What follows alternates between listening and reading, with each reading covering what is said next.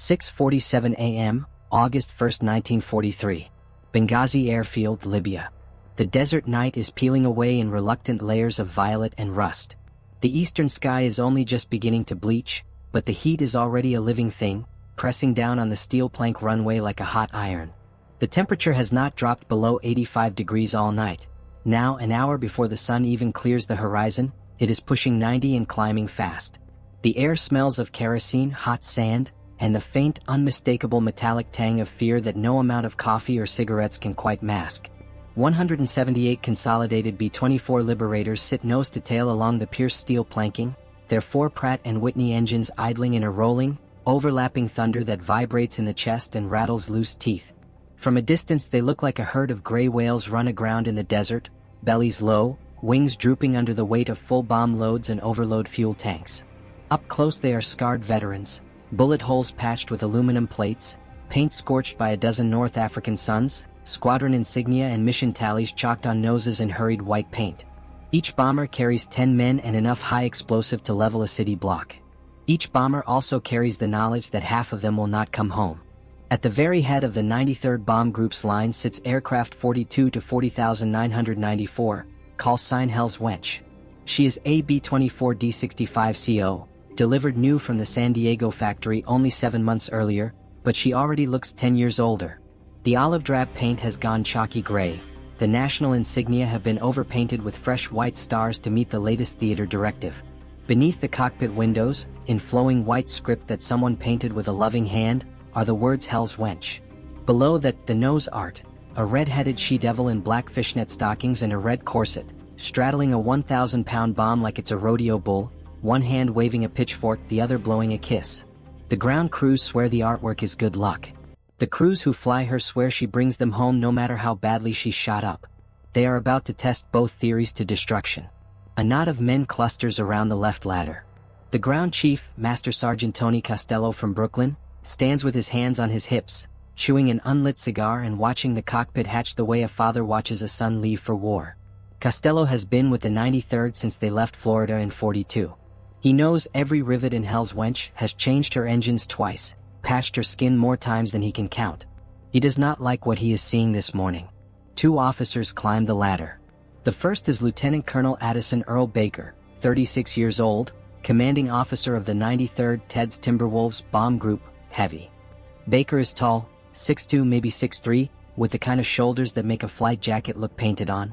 His face is sun-darkened and calm, the eyes steady and almost sleepy until you look closer and realize they never stop moving, cataloging, calculating, caring. Baker has flown 48 combat missions, 23 more than the Army requires before rotation home. He has been shot down once, over Tobruk, walked out of the desert with nothing but a canteen and a .45. He has never once aborted a mission for mechanical reasons.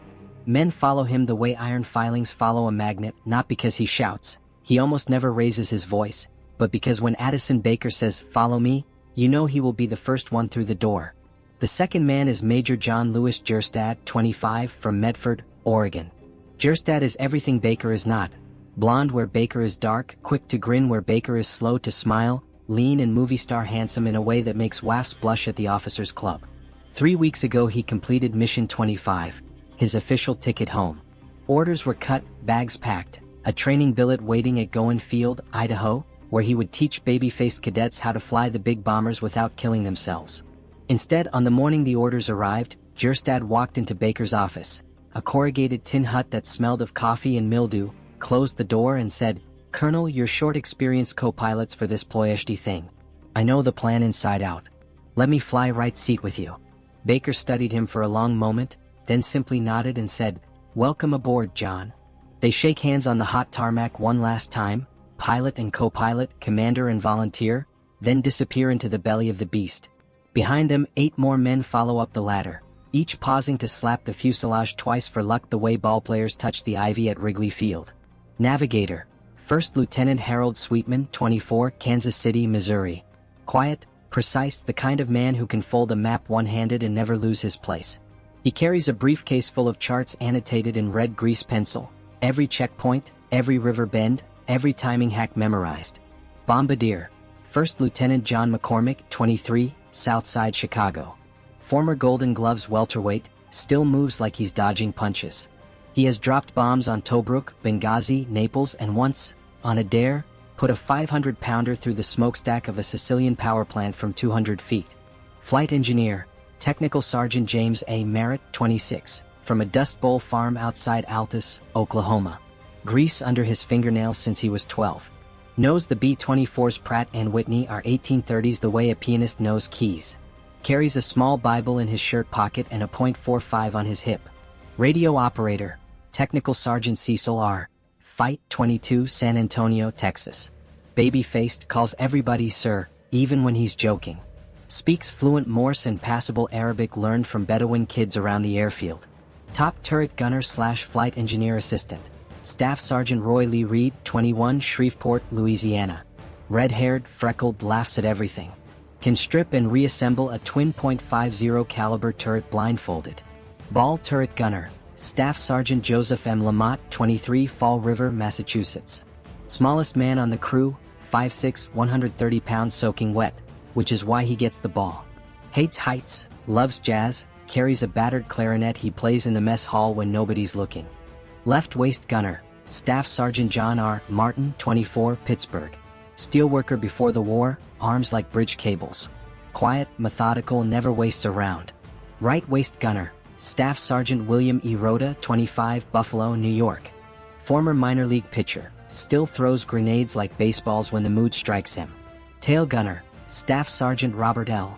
Wright, 27, oldest man on the crew from Mobile, Alabama. Married, 2 kids he has never seen. Carries their pictures taped inside his turret. 10 men. 10 different accents, 10 different reasons for being here, 1 shared knowledge. The mathematics are merciless. Intelligence estimates 50% losses. 90 airplanes, 900 men.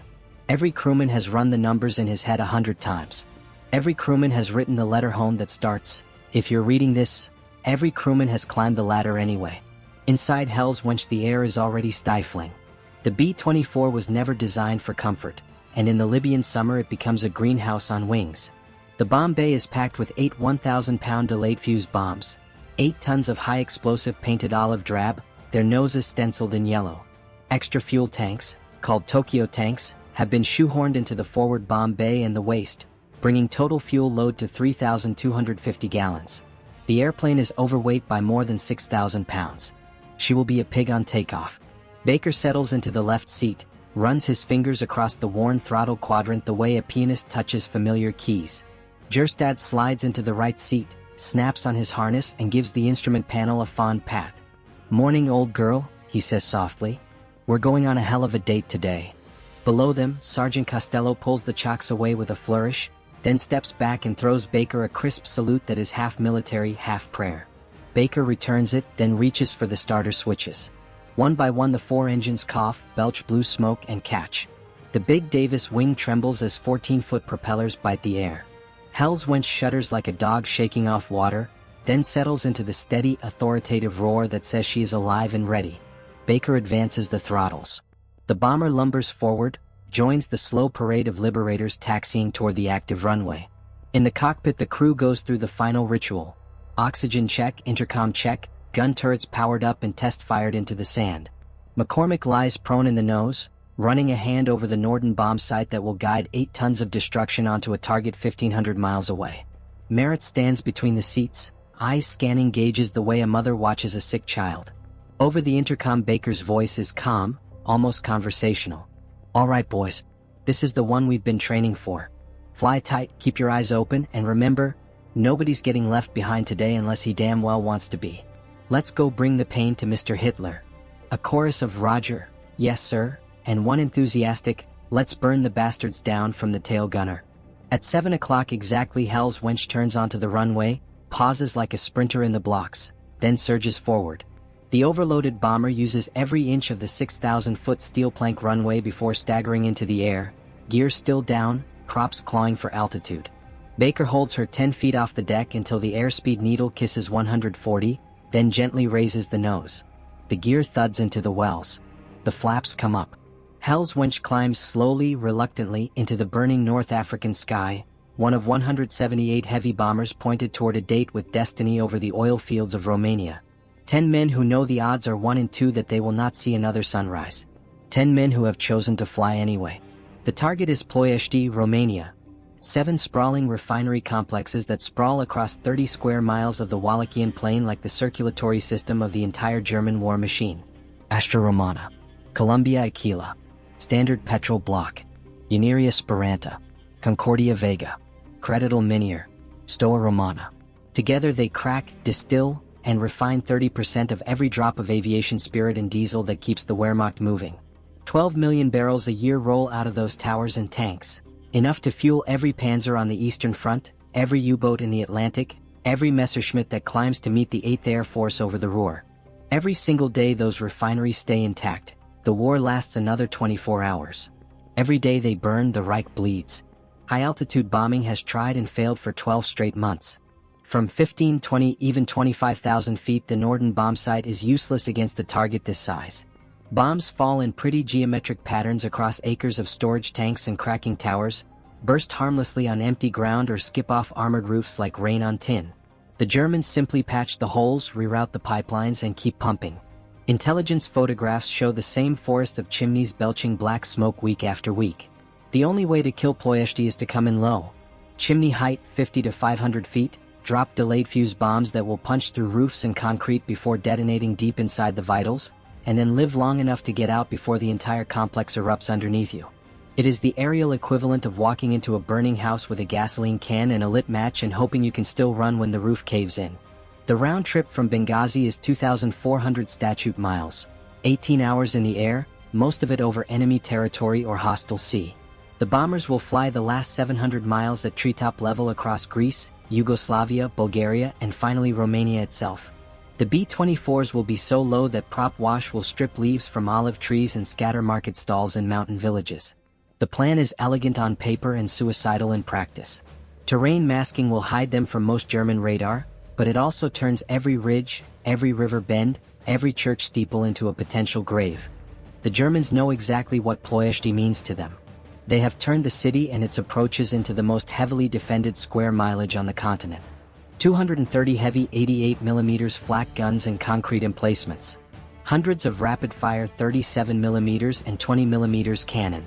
Machine gun nests on every refinery tower, every rooftop, every railway embankment. And floating above it all, 300 barrage balloons. Fat silver sausages tethered by steel cables 1-inch thick, each one capable of sawing a wing clean off a 4-engine bomber doing 200 miles an hour. Intelligence officers briefing the mission simply call the balloon field the forest of piano wire. 5 bomb groups, 1,751 men and 178 liberators, are going in. 9th Air Force planners have been brutally honest. Predicted losses, 90 aircraft, 900 men, 50%. The mathematics have been posted on every squadron bulletin board for 2 weeks. Every pilot, every waist gunner, every 19-year-old tail gunner from Iowa has stared at the numbers and done the division in his head. 1 and 2. A coin flip with your life as the stake. At 0700 exactly the first Liberator turns onto the runway. Brewery wagon of the 98th Group lumbers forward, engine screaming, tail almost dragging on the steel planking from the overload weight. She uses every inch of the 6,000-foot runway before staggering into the air, gear still down, belly barely clearing the sand dunes at the far end. One by one the rest follow. Hadley's harem, the squaw, Kickapoo, Lil Abner, Queenie, names painted in haste and hope across scarred fuselages. Within 30 minutes 178 4-engine bombers are airborne, climbing slowly through the furnace-hot air, forming up over the glittering Mediterranean in an armada that stretches 20 miles from lead to tail. They level at 19,000 feet for the long overwater leg, then begin the long, stomach-hollowing descent toward the waves. 3 hours out, disaster strikes with the suddenness of a guillotine. The lead aircraft, Wingo Wongo of the 376th Bomb Group, carrying Mission Commander Brigadier General Usul G. Ent, Colonel K.K. Compton, and the primary Pathfinder Navigator, Captain Robert Wilson, suddenly loses power in numbers 1 and 2 engines. Black smoke pours from the nacelles. The bomber drops out of formation like a stone, trailing a funeral banner of smoke. Over the command frequency Compton's voice is calm. "We're going down. Attempting water landing. Good luck to all of you." The Liberator hits the sea at 140 miles an hour. There is no splash, only a brief white explosion of spray and then nothing. No rafts, no dive markers, no parachutes. 15 men gone in the blink of an eye. In that single moment, Operation Tidal Wave loses the one man who knows every checkpoint, every timing hack, every river bend between the Albanian coast and Ploiești by heart. There is no designated backup navigator with the full route memorized. The Armada is now flying blind in every real sense. Baker watches the empty slot in the sky ahead of Hell's Wench and feels the first cold twist low in his gut. Something is already wrong and the target is still 5 hours away. They cross the Greek coastline at 9,000 feet and begin the long plunge. Pilots push the noses over and the Liberators drop like elevators with cut cables. 8,000, 6,000, 3,000, 1,000, 500 feet. The sea disappears beneath the bellies and suddenly there is only brown earth and green scrub rushing up to meet them. Farmers in the fields of Corfu look up open-mouthed as 177 four-engine bombers thunder overhead so low that prop wash flattens wheat fields into golden spirals and scatters flocks of sheep like spilled cotton. Children wave. Old women cross themselves. A priest in a black robe stands in a churchyard and raises both hands in blessing as the sky fills with olive-drab thunder. The plan depends on staying below German radar horizon, but 500 feet turns navigation into a deadly game of inches. Every ridge, every mountain spur, every radio mast is now a potential tombstone. Pilots fly with one eye on the altimeter and one eye on the terrain ahead, ready to haul back on the yoke at the first shadow of a hill. The formation strings out across the sky like a ragged necklace, individual groups weaving through valleys, skimming lakes, hugging the contours of the land the way fighter pilots hug the deck. Baker checks his watch, his compass, his fuel gauges. Everything normal. Behind him the 17 aircraft of the 93rd hold perfect formation, wingtip to wingtip, the way they practiced for weeks over the Libyan desert. Hell's Wench leads the way, her red-headed devil girl grinning defiantly into the slipstream. At 0905 the Armada reaches the initial point south of Ploiești, a distinctive bend in the Danube marked on every map as Floresti Curve. This is the moment of truth. 5 bomb groups are supposed to split here like the fingers of a hand, each turning toward its assigned refinery complex and hitting every target simultaneously at exactly 0930 Romanian time. If the attack is staggered even by minutes, the flak gunners will concentrate on one group at a time and tear them apart. Without warning the lead element, 3 entire bomb groups, more than 100 aircraft, banks hard southeast toward Bucharest instead of north toward Ploiești, 30 miles in the wrong direction. A simple map reading error at 500 feet has just gutted the entire plan. The synchronized attack is collapsing before a single bomb is dropped. Baker sees it happen in real time. The empty sky ahead suddenly fills with the wrong landmarks, the sprawl of Bucharest's suburbs instead of Ploiești's forest of chimneys. He grabs the mic and keys it hard. Mission Commander, this is Baker, 93rd. You are turning toward Bucharest. Repeat, Bucharest. Ploiești bears 005, 30 miles north-northwest. Acknowledge. Static. German jamming has been growing steadily for the last 20 minutes, a hissing, crackling wall of noise that drowns every frequency. Gerstad turns to Baker, eyes calm but deadly serious. No words are needed. The choice is immediate and irreversible. Follow the herd to the wrong city and render the entire mission pointless. Or break formation, take the 93rd in alone, and hit the assigned targets with 18 bombers instead of 94, against every gun Ploiești possesses. Baker does not hesitate. He banks Hell's Wench hard left, firewalls the throttles, and points her nose straight at the distant smear of black smoke on the northern horizon that can only be the refineries. 17 Liberators follow without a moment's hesitation. The 93rd is now a lone wolf pack flying straight into the jaws of the most heavily defended target in Europe. Without warning the lead element, 3 entire bomb groups, more than 100 aircraft, banks southeast toward Bucharest instead of north toward Ploiești, 30 miles in the wrong direction. A simple map reading error at 500 feet has just gutted the plan. Baker grabs the mic. Mission Commander, this is Baker, 93rd. You are turning toward Bucharest. Repeat, Bucharest. Ploiești is north-northwest. Acknowledge. Static. German jamming has been growing for the last 20 minutes. Gerstad looks at Baker. No words are needed. The choice is binary. Follow the herd to the wrong city and render the entire mission pointless. Or break formation, take the 93rd in alone, and hit the assigned targets with 18 bombers instead of 94, against every gun Ploiești possesses. Baker banks Hell's Wench hard left and firewalls the throttles. 17 Liberators follow without hesitation. The 93rd is now a lone spearhead pointed straight at the most heavily defended target in Europe. German radar operators see the split immediately. Flak batteries that had been tracking one massive formation suddenly have a single small group approaching from the south. Every gun commander receives the same order. All batteries concentrate fire on the 18 bombers. Stop them before they reach the refineries. 11 miles ahead, the smokestacks of Astra Romana rise above the horizon like the chimneys of hell. At 9:17 a.m., Hell's Wench crosses into the outer defense ring at 470 feet. The sky in front of them is suddenly full of black crosses, hundreds of barrage balloons, each trailing a steel cable that glitters in the sun like a spiderweb woven by a sadistic god. Baker has no choice. The mission demands chimney-height bombing. Delayed fuse bombs dropped from high altitude will explode harmlessly in open air. They must fly through the cables. The first 88mm shell bursts 200 feet ahead, a black-orange flower blooming in the windscreen. Shrapnel clatters against the aluminum skin like hail on a tin roof. Baker flies straight through the smoke. More shells. Dozens. Hundreds. The Germans have the range now. The sky becomes a lattice of red tracers and black bursts. Visibility drops to 100 yards in the smoke and cordite haze. A cable flashes past the right wingtip, 20 feet away. Baker rolls left. Another cable dead ahead. He rolls right, skidding the huge bomber like a fighter.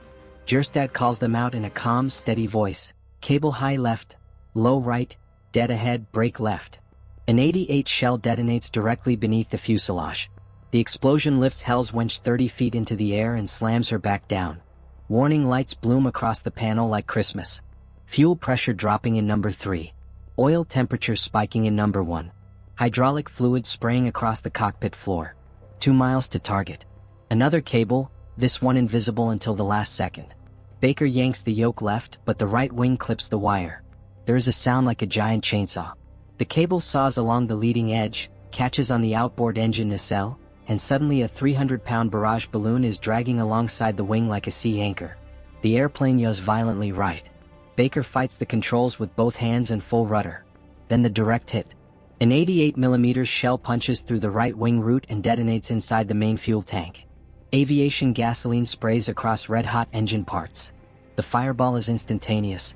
Flames race along the wing, leap the gap to the fuselage, and begin eating the aluminum skin like acid. Hell's Wench is on fire 1 mile from the target. Below them is an open wheat field, flat, clear, perfect for an emergency landing. 10 parachutes would open safely. 10 men would live to become prisoners, but they would live. Baker looks at the field once, then looks ahead at the refinery. 17 B-24s are strung out behind him in perfect formation. If he lands now, every one of those pilots will follow their leader down. The 93 RD's attack will abort.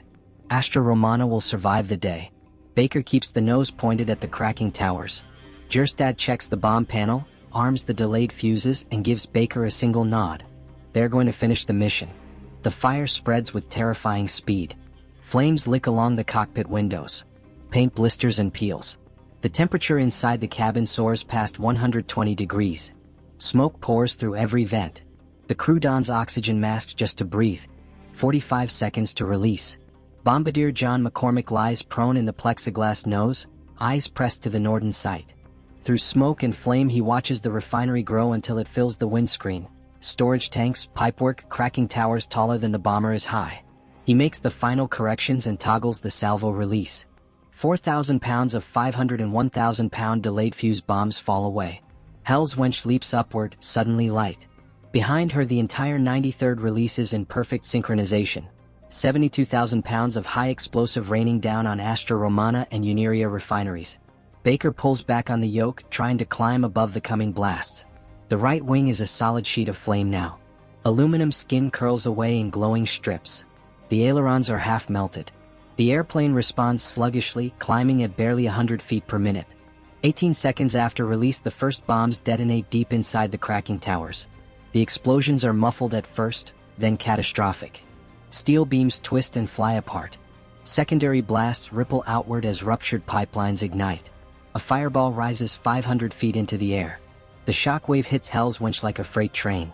The burning bomber tumbles, rolls 30 degrees right, then left. Baker wrestles her level using rudder and brute strength. More explosions, wave after wave as the delayed fuses reach their targets. The refinery is disintegrating beneath them. Black smoke mushrooms thousands of feet high. The 93rd has done its job perfectly. Now they have to escape. Some do, some don't. One B-24 clips a balloon cable at full throttle. The wire catches the left wing, saws through the main spar, and the entire wing folds upward like a broken bird. The bomber cartwheels into a storage tank and vanishes in a fireball that rises 1,000 feet. Another takes a direct 88 hit in the bomb bay. The remaining ordnance detonates instantly. The airplane simply ceases to exist, replaced by an expanding sphere of orange and black. A third flies into a wall of 20 mm fire. The pilot slumps forward, the co-pilot wounded. The Liberator noses over and plows into a residential street, killing crew and Romanian civilians alike. Of the 18 bombers that followed Baker into the target, 7 will not return. Hell's Wench climbs through 800 feet, still on fire, trailing a plume of black smoke visible for 50 miles. The right wing is glowing cherry red. Rivets pop like machine gun fire. The center fuel tanks are now burning. The smart move is bailout. They are high enough. Romania below means captivity, but captivity is life. Baker makes a different calculation. If he can nurse the dying bomber another 40 miles north, they will reach the partisan-controlled hills of Yugoslavia. Downed airmen are routinely smuggled out by Tito's guerrillas. Survival, not captivity. He pulls the yoke back again. Hell's Wench claws for altitude, 900, 1,000, 1,200 feet. Every 100 feet costs minutes they don't have. The intercom is dead. Baker can no longer give orders. Each man must decide for himself. None of them leave their posts. Engineer James Merritt stays at his panel, transferring what little fuel remains, feathering dying engines, buying seconds. The gunners stay at their guns, watching an empty sky. The Luftwaffe never engages. German commanders can see the burning bomber is finished. At 1,700 feet, the right wing finally gives up. The main spar, weakened by fire and shrapnel, snaps with a sound like a cannon shot. 28 feet of wing, sheared engines, fuel tanks and all, tears away and tumbles earthward. The sudden loss of lift flips Hell's Wench inverted in 2 seconds. Centrifugal force pins every man to the ceiling. Escape hatches are now above them. Gravity makes movement impossible. The horizon spins, Earth, sky, 4 revolutions per second. The altimeter unwinds like a broken clock. 1,600, 1,200, 800. Cook-off ammunition begins exploding inside the fuselage. .50 caliber rounds ricochet like hornets. Baker and Gerstad are still strapped in their seats, upside down, staring through the windscreen at the ground rushing up. Gerstad reaches across the cockpit and grips Baker's shoulder. One final acknowledgement between 2 men who made the same choice. At 300 feet, the spinning stops for a fraction of a second as the bomber hangs nose down. Baker's last act is to push the yoke forward, trying to level the wings that no longer exist. Hell's Wench hits a plowed field at over 300 miles per hour. The 3,000 pounds of remaining fuel detonates instantly.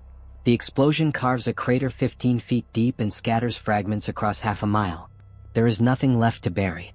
10 dog tags are recovered from the wreckage. 10 American airmen who flew 1,500 miles into hell and never turned back. Operation Tidal Wave ends at 10:32.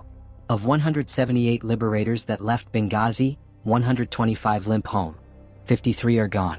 310 airmen are dead, 54 captured, over 100 wounded. The costliest single mission in American air history. But Ploiești is crippled. Production falls by 2/3 almost overnight. The Luftwaffe begins grounding squadrons for lack of fuel. Panzer divisions in Russia and Italy are put on half rations. Historians will later argue whether the price was worth it. The debate still rages. 6 months later, 5 medals of honor are approved, the most ever awarded for a single air mission. 2 of them go to the pilot and co-pilot of Hell's Wench. Lieutenant Colonel Addison Earl Baker, posthumous, for conspicuous leadership above and beyond the call of duty, in leading his group through overwhelming defenses and refusing to abandon the attack though his aircraft was mortally damaged. Major John Lewis Gerstad, posthumous, for volunteering for a mission after completing his combat tour, remaining at his post in a burning aircraft, and sacrificing his life to ensure the success of the attack. The other 8 men of Hell's Wench receive no individual medals. Their names appear on casualty lists and in the quiet grief of families back home. Today, if you walk the grounds of the former Astra Romana refinery, you can still find pieces of aluminum melted into the concrete, silent testament to 10 Americans who flew a burning bomber straight down the throat of hell because the mission mattered more than survival. If this story hit you in the chest the way it still hits every heavy bomber crewman who ever strapped into a Liberator, do 3 things right now. Smash that like button.